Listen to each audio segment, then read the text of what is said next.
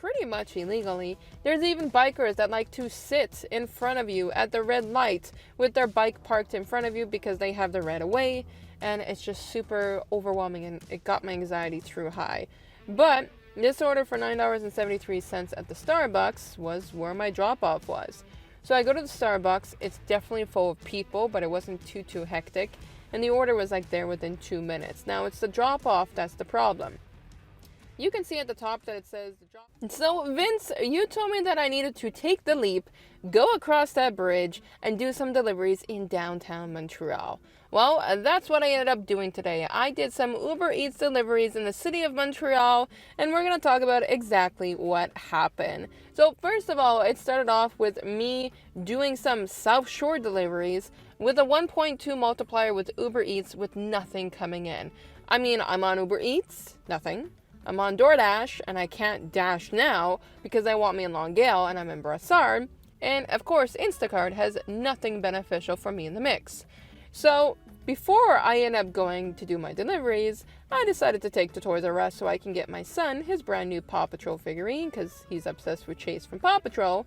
But then I was looking on the Uber Eats map, and I noticed that Uber Eats is doing a 2.2 multiplier with a $3 payout. So I had no choice. I had to take that leap. So I end up turning the car around, and I'm going over the bridge to the city of Montreal. And the weather is absolutely horrendous here.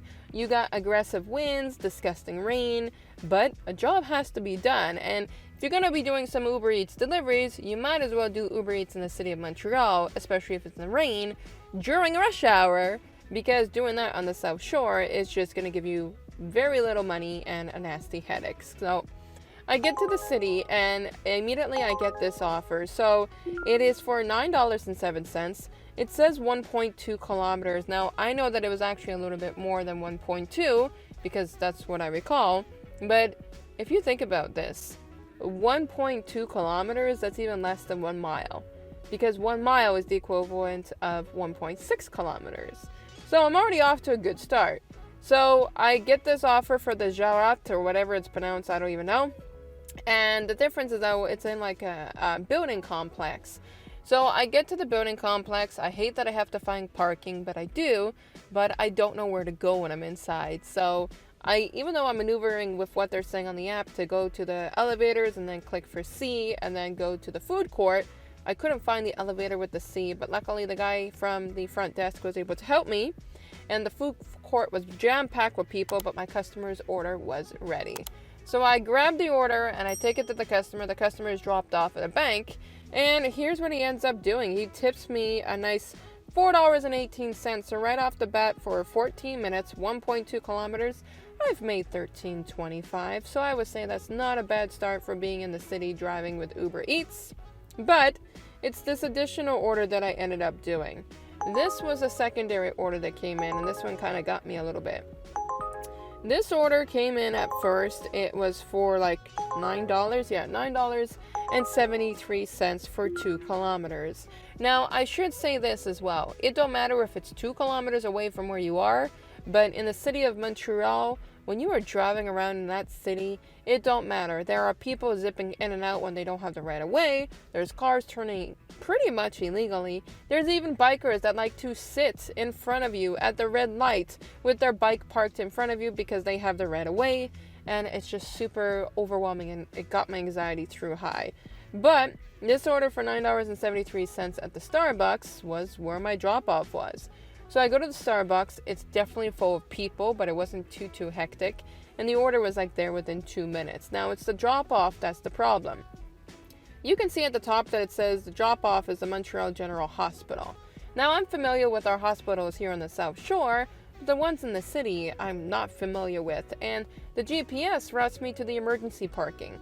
So I end up getting to the emergency, and I take it up to the emergency section, and I get a security guard that greets me, and he's telling me that I'm not allowed to proceed in the hospital. It's only for, like, let's say clients, visitors, or doctors. I'm neither of those. I'm an Uber Eats driver. So I told him that it's for an Uber Eats client, and I'm trying to call her. That's what she requested to do, but she's not answering. Long story short, after 3 phone calls, he's telling me that I either have to take it up around the hospital somewhere and try to find her, or I need to leave with that order. And I'm like, look, mister, I'm not going to walk around an entire hospital to try to find a customer for her Uber Eats orders. I tried messaging her and she's still not coming down. And even the security guard doesn't want me to leave it there. I told him, it's an Uber Eats delivery. I'm not going to do anything more towards it. So I texted the customer telling her that I was going to be dropping it off and leaving it at the emergency because she's not answering at this time. The security guard even has the nerve to tell me that if I left it there, it would be stolen. You are a security guard. Who's going to steal a bag in front of you when you operate security? It was just making me think that he's going to be the one to steal it. But anyways, I dropped it off. I took the picture. That's it. That's all. And she ended up tipping me. I don't know if it's a pre-generic tip at the beginning within that 1 hour, but I made $10.73 for that order. 16 minutes. Not bad at all between those two together doing the delivery. 30 minutes. I would say overall it took about 45 minutes for both of these together. And look at my total. $23.98 for about 45 minutes in the city. The only reason why I did not stay is because of the fact that I'm already hungry. I have a headache from the anxiety. And they switched it down to $1.50 peak pay. So because of that, I figured it might be best to come home. But I wasn't wrong on that note, because when I went back online, it still took another 25 minutes before I got an order in, and the order was going to take me to the other side of the city. So I declined it, and then still nothing was coming in. So no loss there. So I came home. It wasn't like me trying to get a goal of making $100 with Uber Eats or something today. It was me breaking the ice and finally doing a delivery in the city, because you all know I'm so used to the South Shore of Montreal. I like to stick to my suburban location. But then, just for the fun of it, if you look back in my location, a 1.1x, and in Montreal, here you go. The peak pay has been taken away because they're not that busy anymore. So I'm happy that I made the decision and, came back home. But thank you, Vince, for the motivation, though, to kick my butt, to make me go out to the city of Montreal. I will totally do deliveries again in the city. I will want to get used to it, to the comfort and such. But is it hectic? Yes. Is it crazy? Yes. I definitely would have made over $30 per hour if I would have stayed there. I definitely think so. But it's the time lapse in between the orders. There's still a time lapse no matter where you go. But with Uber Eats, sometimes here on the South Shore, it's like a good 30 minutes to 45 minutes before you get an order. Over there, it's my first one came in within like 3-4 minutes, and the second one was within 5 minutes. So it wasn't too bad.